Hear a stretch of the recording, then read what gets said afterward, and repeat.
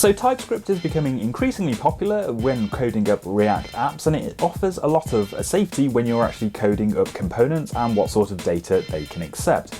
And if you've got TypeScript on your resume or CV, it's definitely appealing as a junior developer. So in this tutorial, we're going to be making a recipe searching app, and it'll be using TypeScript to actually type the data that's coming back from an API, and also the data that's being used within the rest of the app and being passed to various different components.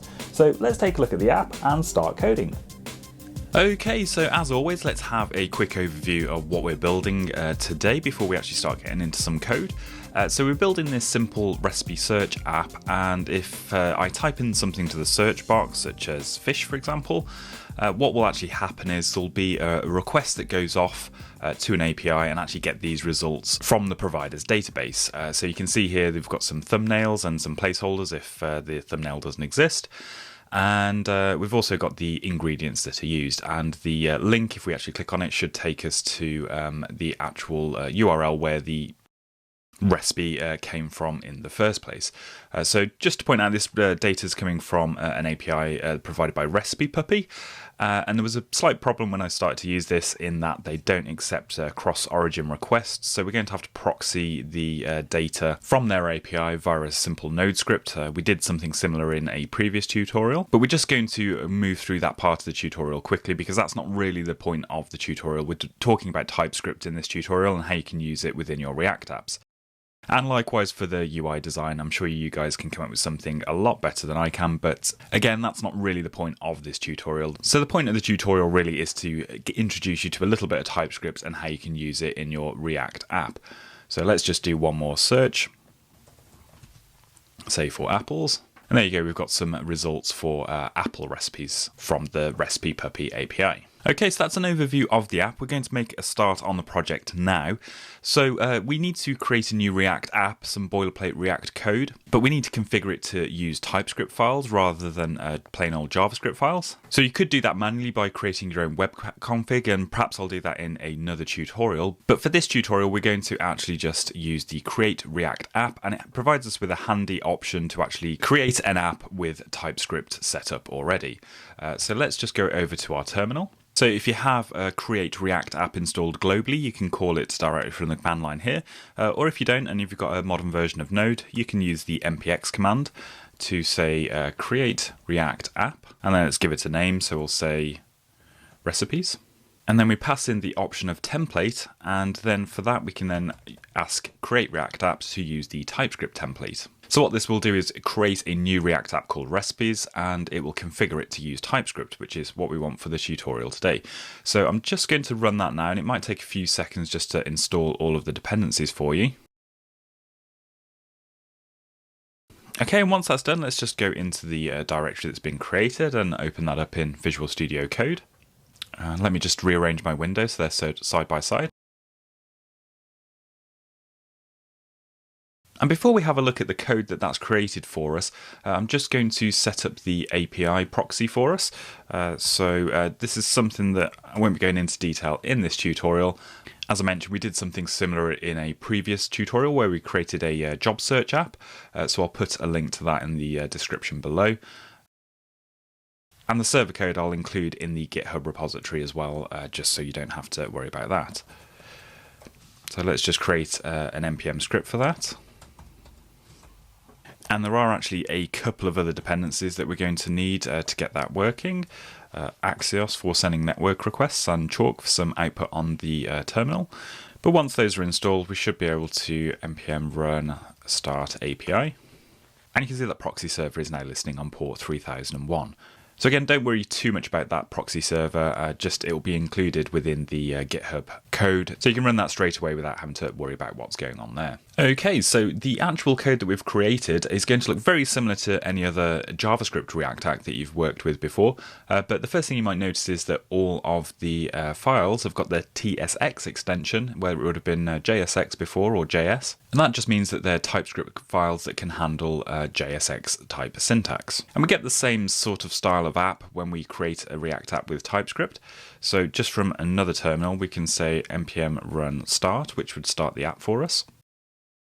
And you can see that starts a development server for us, and we've got our blank React app set up. So there are several other files included here which you probably haven't seen before for setting up things like testing, and also the environment for TypeScript as well. And handily, they're using quite a lot of the default TypeScript setup as well, so we don't necessarily need to make any changes in there. So this tutorial, we're just going to be focusing on how you would use TypeScript within your React code. So with that said, let's actually start making our recipe app using TypeScript.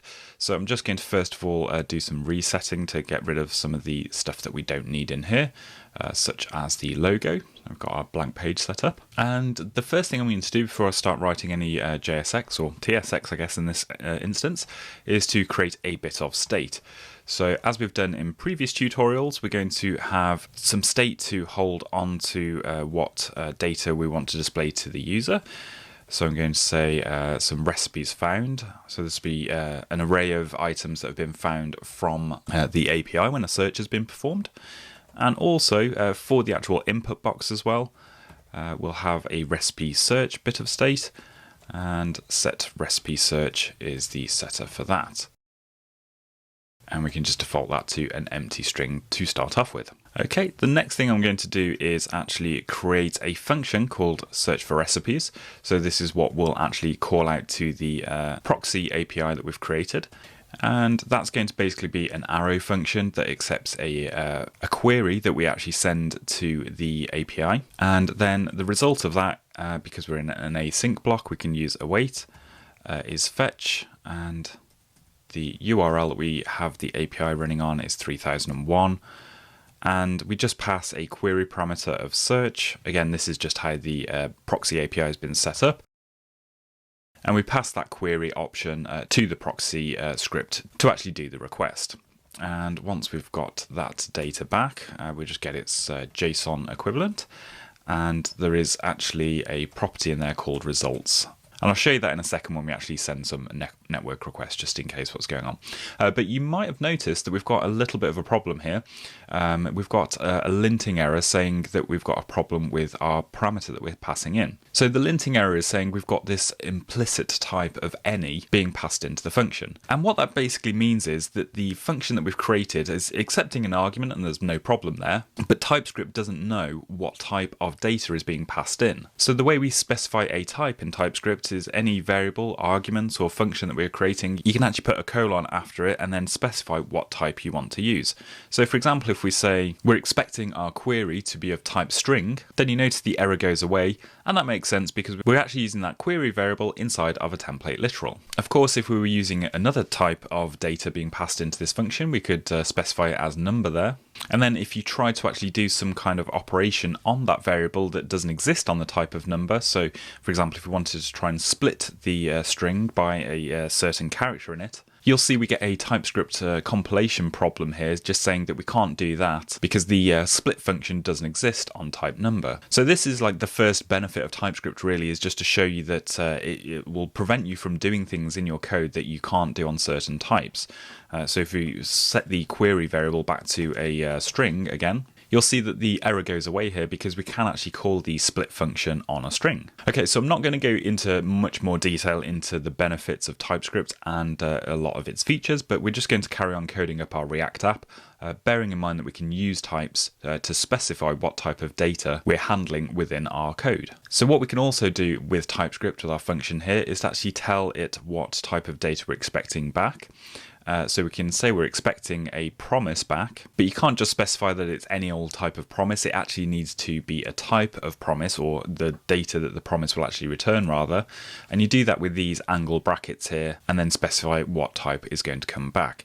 So we don't exactly know what type of data is going to come back at the moment, so we can use the any type. However, with TypeScript, you can create your own types and then specify those in your data that you're using. And we'll be doing that in just a moment, and we'll be updating this to use our custom type rather than an any type here. So that is our search function. I'm just going to create a use effect hook here. And again, this will have an async function inside of here. And one thing we need to do is the query needs to be encoded if there's any special characters in there, if there's any spaces or anything like that. So let's use encode URI component to encode the recipe search state that we've created.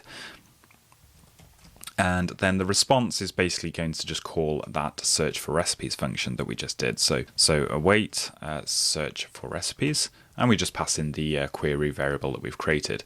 Note again that the TypeScript compiler will complain if you try and pass in a data type that doesn't match what the function says it should have. And you can see there it's complaining that the number is not assignable to a type of string. But no worries there, because we are using a string. And once that's done, we'll just set the recipes found to the response that comes back. Okay, so let's try and get our search working. And to do that, we're going to need to put some markup in here, just so that we've got a search box to type into. So first of all, we've got recipe search app is the title of our app. Oh, and there's an error there, so on line 14. Okay, so yeah, I think the use effect function, yeah, that async function inside there, I didn't call it, so yeah, there we go. That's got rid of that error there for us. Okay, so we're going to create a form, and let's just give this a class name so we can style it later on. So it's search form is the class name, and inside of there, we're just going to have an input, and I'm going to give this an ID of search text, because we'll be using that in a moment. And the only other thing we need in here is a button to actually trigger the search, and we'll just say search.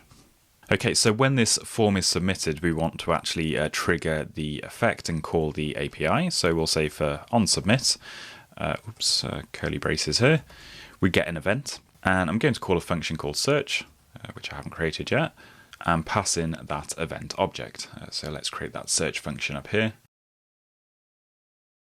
Okay, so we've got our function set up here, and it's got an event, and we've got the same sort of problem again. So it is okay to leave arguments and variables without a type if you really need to, but obviously we should always be aiming to put the right types in to make our code actually use the power of TypeScript. So what is the actual type going to be for this event object that's passed into search? Well, you can get some clues if you actually look at the function that we're calling down here. So the onSubmit function, if we hover over the event object here, so VS Code hopefully tells us what type of event is being emitted. So it's a React form event, which is actually a generic type, and the type of that is the HTML form element, which makes sense because we're emitting an event from this form element here. So we can actually just use that type up here. We can say we want this event type here to be a form event, and then just use the form element type inside of the angle brackets. And you can see TypeScript is now happy with that. Okay, so if we reference that event object now, you can see in our VS Code IntelliSense, we've got all of the properties that are available on this type of object that we're referencing. So event.prevent default should be there. So we want to stop the page from submitting and reloading once the user submitted the form. And then I want to get a reference to the form. So we actually say a variable form is the event.target. So the next thing I want to do is get a reference to the input. And I can do that by using the form object and then calling a query selector on it, and passing in the ID of search text.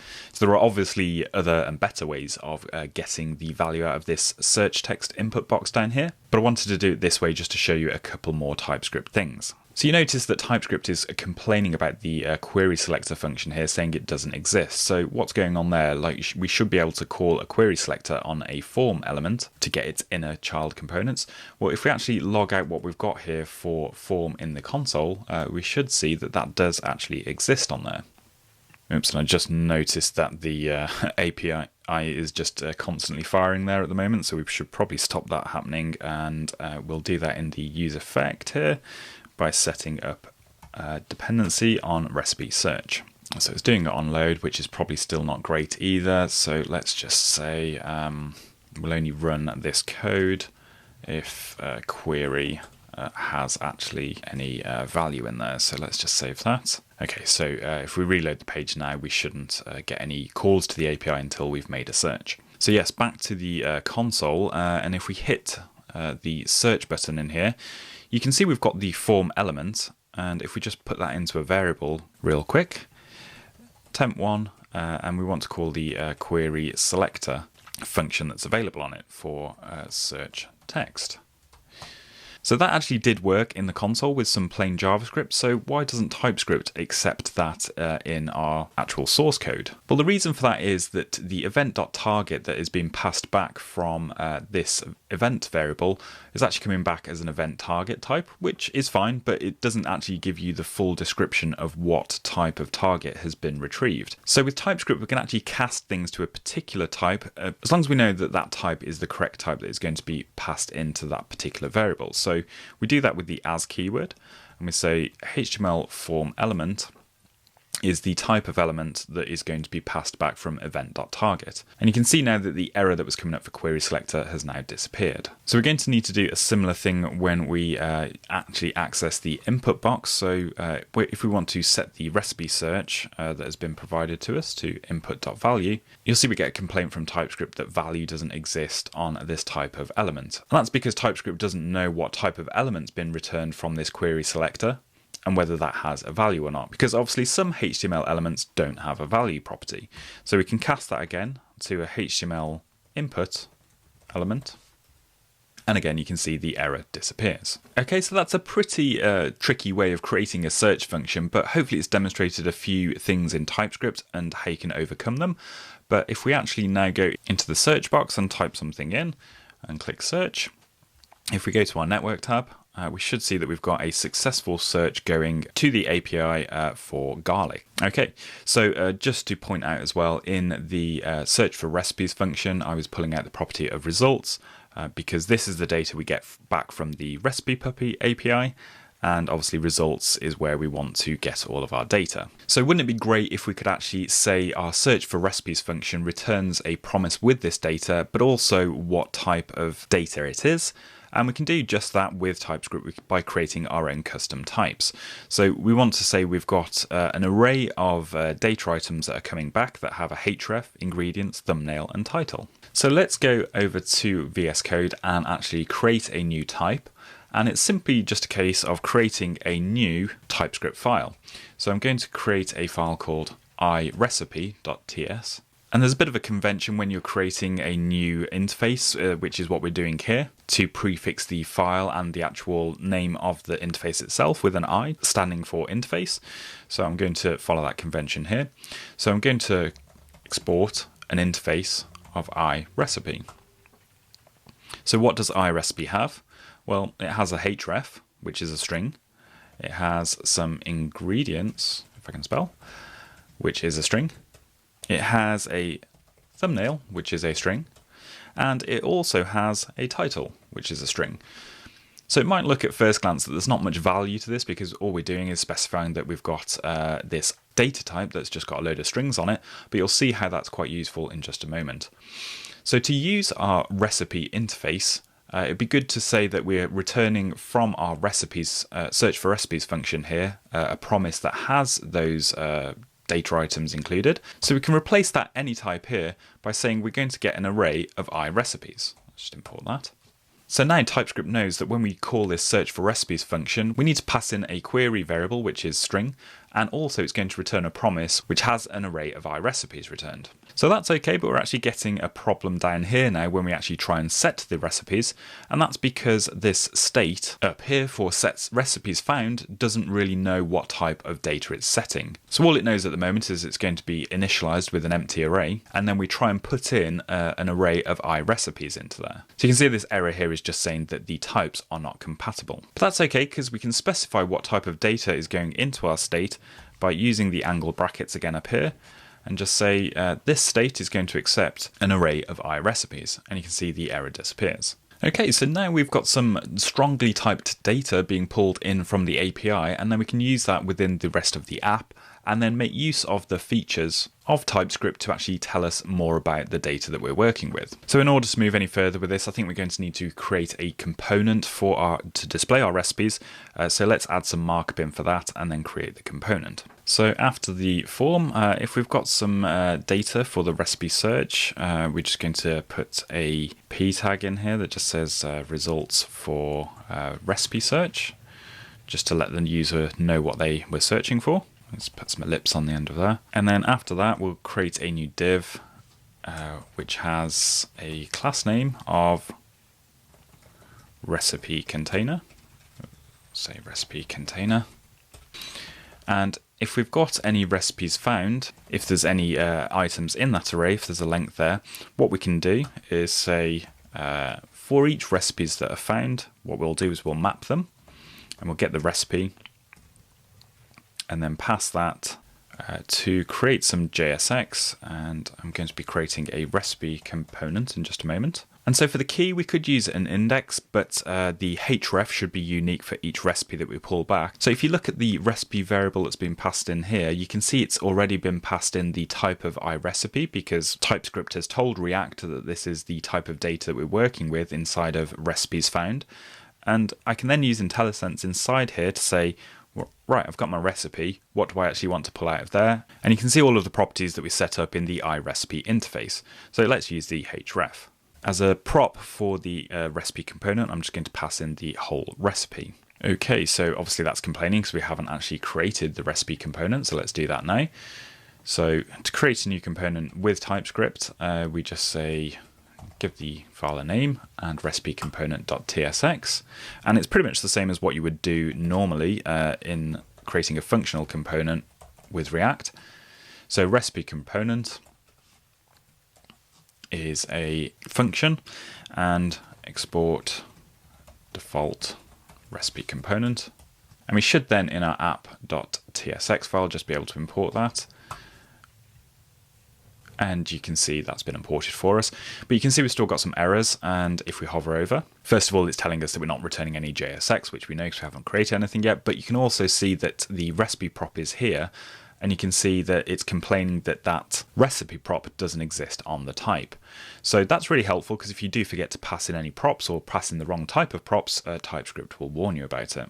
So let's sort that out in our arrow function here. So we're going to be receiving a variable passed in called props. And what does that have? Well, it has a recipe property on there, which is of type iRecipe. So that just tells React that our props has a recipe prop on there, and that is the type of iRecipe. And if we look in our app.tsx file now, you can see the error of the prop that was getting before is now gone. Okay, so from here it's literally just a case of creating this recipe component. The first thing I'm going to do is just destructure recipe from props. And then let's actually return some JSX code as well. Okay, so we'll have a div inside of here, and we'll just give that a class of recipe. And then we'll create another div inside there, which will hold the sort of top of the recipe card, and I'll just call that title. We'll create an image inside of there, which has a source attribute of recipe.thumbnail. Again, you can see the IntelliSense is giving us a hand there because it knows what type of data we're working with. But if we don't find that, if that's null, as some of them are in the Recipe Puppy API, we'll just go straight to localhost 3000, so that's this app, and I'll put an asset in there of placeholder.jpg. So anything over here in the public directory, I'll put this placeholder.jpg file in here. Again, I'll put this in the GitHub repository so you don't need to go and find your own placeholder image. But essentially, if the thumbnail is empty, we'll put that as the image to be displayed. For our alt text, let's be complete here. Let's say we'll use the recipe.title. Okay, so that should handle our image for us. We'll put a p tag in here and recipe.title. Okay, and then once we've done that, what we're going to do is we're going to display the ingredients that are inside of the recipe, but we're going to display it in a kind of list. So if we do have ingredients, because again, some of the recipes may not have that, we're going to have a UL, and inside of there, we've got recipe.ingredients. And I'm going to split that string as a comma, because it's literally just a long string with all of the ingredients listed. So that'll give us an array, and then we can map those for each ingredient, And again, just to show you, React or TypeScript knows that ingredient is a string because the split function will return an array of strings. Okay, so for each of those, we'll just, inside of a list item element, we'll just display the ingredient. Okay, and then finally, we're just going to have a href, which will be the recipe.href. And just so that everything opens up in a new window, we've got targets equals blank, and just say view recipe. Okay, so that should be our recipe component pretty much done. And you can see how we're using TypeScript again there in our props. So if we do a search now, we did one for garlic earlier on, you can see we're searching for this particular string, and it's brought us back some recipes that match. So these are the recipe components that we've got. You can see we've got the list items for all of the ingredients, and we've got the title and the image, and that placeholder is occurring if the recipe doesn't have a thumbnail. So that's pretty much the app completed. All we need to do really now is to style it. So let's just do that quickly to finish off. As I say, the styling wasn't really the main point of this tutorial, so we're just going to skip through really quickly. So we don't need any of this here. That's all of our styling gone. Okay, so for the main app class that we've got, let's just first of all start off by a bit of padding on the top and bottom and left and right. And then we're going to target the search form input, and I'm going to put a border on that of 2 pixels solid. And we'll start off with a blue color, and let's see if we can, we'll give something a bit more purpley maybe.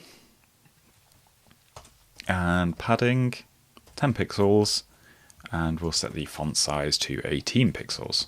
Okay, now the search form button. So let's just add some similar styling to that. So the background color, we're going to use that same RGB color for the purpley color. And also we'll just set the color of the text to white. Bit of padding. Font size is 18 pixels. Oops, 18 pixels. And let's remove any border. Okay, and let's move on to the recipes container. So first of all, I'm going to put a bit of margin on the top and bottom just to push it away from the rest of the content above it. And then we'll say the display is flex and the flex wrap is wrap. I think that should be recipe container actually. So yeah, there we go. It's all appearing on rows now. So for the individual recipe components, let's set a static width and height. And if they do have lots of ingredients, we'll set the overflow Y to scroll. Put a bit of padding inside of it, 25 pixels. And we'll just set a background color, a sort of grey color. That's probably wants it quite light. And I'm going to absolutely position the link to view the recipe as well. So let's just make sure that the recipe's positioning is relative. Okay, and just for a bit of interest, just to distinguish between each actual card, for all of the odd childs, we'll just change the background color slightly. Maybe make it a bit lighter. Okay, so let's target that anchor tag inside of the recipe, and we'll just remove any text decoration.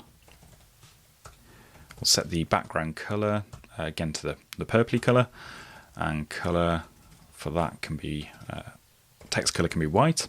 So position this time is going to be absolute, so we can put it in the top right hand corner. So top is 0, right is 0, and just make sure it's got a bit of padding as well. Okay, so the next thing we want to target is the title class that's at the top of the recipe card, which had a few things in that, had the image and also the title. So we'll set the font size to 18 pixels. Margin top is just 10 pixels as well. Actually, let's go a bit more just to push it down a little bit. Let's have a bold font weight. And also let's just display that in as a row. So flex, and we'll align the items as flex start so that they appear nicely side by side. Okay, so with the image inside of the title, so recipe title image, let's just put a bit of margin right, just so that they're not right next to each other. Okay, so the final thing to do is to target the unordered list. So first of all, list style type, none, remove the bullet points. We'll say the display is flex, just to make things appear in a row. Flex wrap is wrap. And a bit of margin on the top, and just remove everything else. And 0 padding as well. Okay, so they're appearing as we would expect there now. The list item elements, which we can just then target as well to add some styling to them. So 5 pixels, top and right, and then remove it on the left and bottom. Give it a bit of padding, and the background color. We'll use the actual purple color, but let's just put a bit of opacity on there, just so that it doesn't overpower the user interface, so to speak. And the color again can be white for the text. Okay, so that was just a quick whip through the styling. As I say, the main focus that I wanted to go through today was using TypeScript, and hopefully you've seen how that can be used within your React code. So let's have a look at our final completed project. So hopefully it should be working okay for any particular search that we do. So yeah, it's returning the correct information, and all of the ingredients are there, and we've got the thumbnail, and we should be able to go to the URL to the recipe to actually view that as well. Okay, so that seems to be working okay. So just a quick review of the code. So the main things we did in this tutorial is to actually type data that's going into functions and the data that we were using inside of functions. We also looked at how to cast different types of data when we actually know that this is the type of data that it should represent, kind of forcing TypeScript into using a particular data type when we know that the data type should be used. And then we also created our own custom data type and specified its own properties, which made it really easy to use within the rest of our app. For example, the IntelliSense and the type safety that it brings when we try and use the component and pass it down into subcomponents as props as well. So hopefully you found the tutorial useful. Check out the code on GitHub and feel free to ask any questions in the comments below if you're stuck with anything. Just before you go, if you do have a second, don't forget to subscribe to support the channel. And as always, thanks very much for watching, and I'll see you next time.